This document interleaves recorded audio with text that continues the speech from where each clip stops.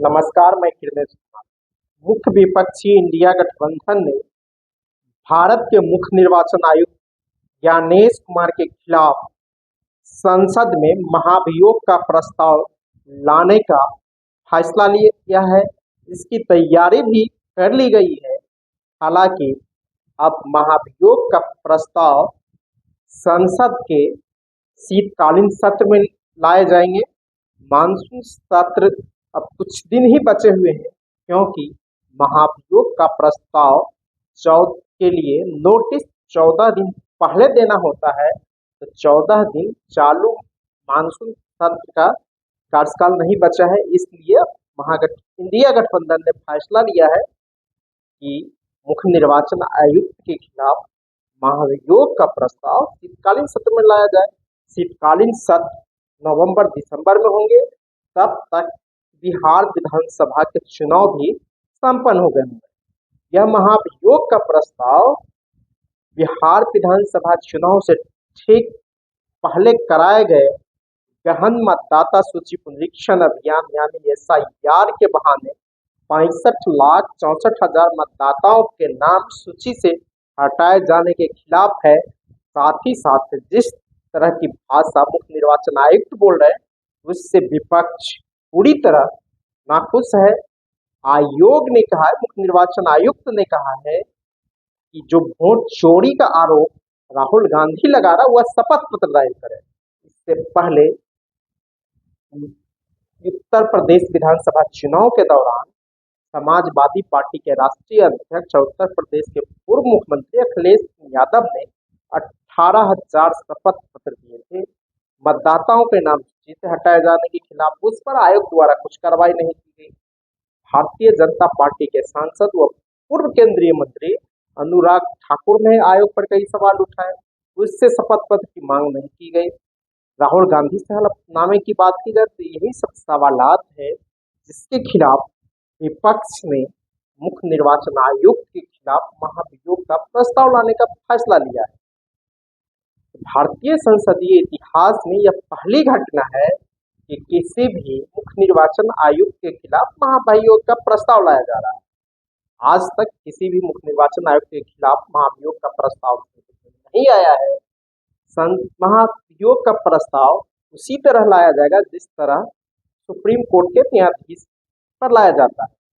Notice संसद को 14 दिन पहले देना होता है।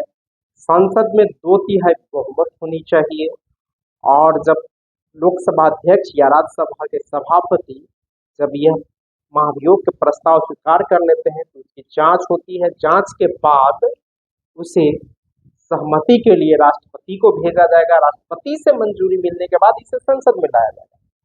निर्वाचन आयोग की चर्चा भारतीय संविधान के अनुच्छेद 354 में की गई है, और मुख्य निर्वाचन आयोग भारत के संविधान के अनुच्छेद 324 में चुनाव आयोग चुनाव की चर्चा है, और चुनाव आयुक्त की नियुक्ति की प्रक्रिया के संबंध में अनुच्छेद 324 को धारा 5 में चर्चा की गई है।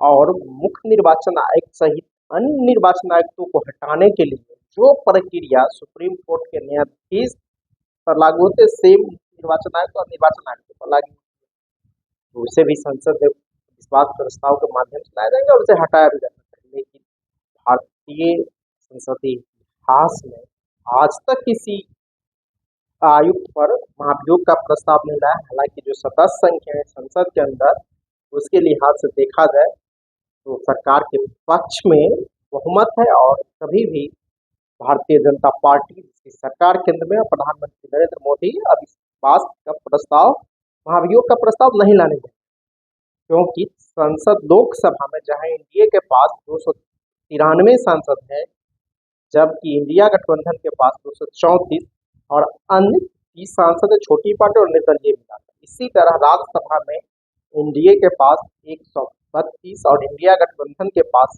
77 है, अन्य 36 सांसद है। तो दोनों सदनों में सदस्य संख्या देखा जाए तो सत्ताधारी एनडीए के पास बहुमत है, और एनडीए कभी नहीं चाहेगा कि निर्वाचन आयुक्त पर महाभियोग का प्रस्ताव लाया जाए, क्योंकि सुप्रीम कोर्ट ने हाल ही में जो प्रावधान दिया था, जो मुख्य निर्वाचन आयुक्त और निर्वाचन आयुक्त आयुक्तों की नियुक्ति में लोक सदन के नेता माने प्रधानमंत्री, विपक्ष के नेता और सुप्रीम कोर्ट का मुख्य न्यायाधीश होना चाहिए, जिसे सरकार ने, यही नरेंद्र मोदी की सरकार ने बदल दिया है और अब कर दिया है कि प्रधानमंत्री के साथ साथ नामित एक मंत्री और विपक्ष के नेता होंगे। यह सरकार का बहुमत है, 3 सदस्यीय कमेटी में 2 सरकार के हो जाते हैं, 1 विपक्ष के हो जाते हैं। सरकार की मनमानी चलती है और निर्वाचन आयुक्तों की नियुक्ति में ही सरकार की मनमानी, इसी मनमानी को तोड़ने का सुप्रीम कोर्ट ने आदेश दिया था, फैसला दिया था, लेकिन सरकार ने नहीं माना। तो अब पूरी तरह सरकार मुख्य निर्वाचन आयुक्त ज्ञानेश कुमार को बचाने के पक्ष में रहेगी और पूरी कोशिश करेगी सदन में महाभियोग का प्रस्ताव नहीं आए। और जिस तरह विपक्ष सवाल उठा रहे हैं, माननीय मुख्य निर्वाचन आयुक्त पर वोट चोरी का आरोप लगा रहे हैं, भारतीय जनता पार्टी के साथ मिलने का आरोप लगा रहे हैं और बीजेपी के लोग प्रतिक्रियाएं दे रहे हैं, इससे साफ संकेत मिल रहे हैं कि पूरी तरह भारतीय जनता पार्टी मुख्य निर्वाचन आयुक्त के बचाव पर, और विपक्ष भी कह रहा है कि मुख्य निर्वाचन आयुक्त बीजेपी के एजेंट के रूप में काम कर रहे हैं। साथ ही साथ मुख्य निर्वाचन आयुक्त को भारतीय जनता पार्टी के ऑफिस में अपना कार्यालय खोल लेना चाहिए। तो दोनों तरफ से गतिरोध जारी है। इसी बीच जब इंडिया गठबंधन ने महाभियोग का प्रस्ताव लाने का फैसला लिया तो पूरी तरह सरकार भी बचाव में आ गई है। सरकार भी पूरी तरह मुख्य निर्वाचन आयुक्त को बचाने के काम करेगी। अगर मंशा सरकार की ठीक रहती तो सुप्रीम कोर्ट के मुख्य न्यायाधीश भी नियुक्ति में शामिल होते, लेकिन सरकार ने मुख्य न्यायाधीश ने जो आदेश सुप्रीम कोर्ट ने दिया था उस फैसले को भी पलट दिया और नियुक्ति में भी सरकार की चलते। इसलिए तो भारत सरकार, मौजूदा भाजपा की सरकार और प्रधानमंत्री नरेंद्र मोदी किसी भी कीमत पर नहीं चाहेंगे कि राज्यसभा और लोकसभा में मुख्य निर्वाचन आयोग के खिलाफ महाभियोग का प्रस्ताव आए। अगर आपको ये खबर अच्छी लगी तो चैनल को सब्सक्राइब करना नहीं भूलें और बेल आइकन जरूर दबाएं।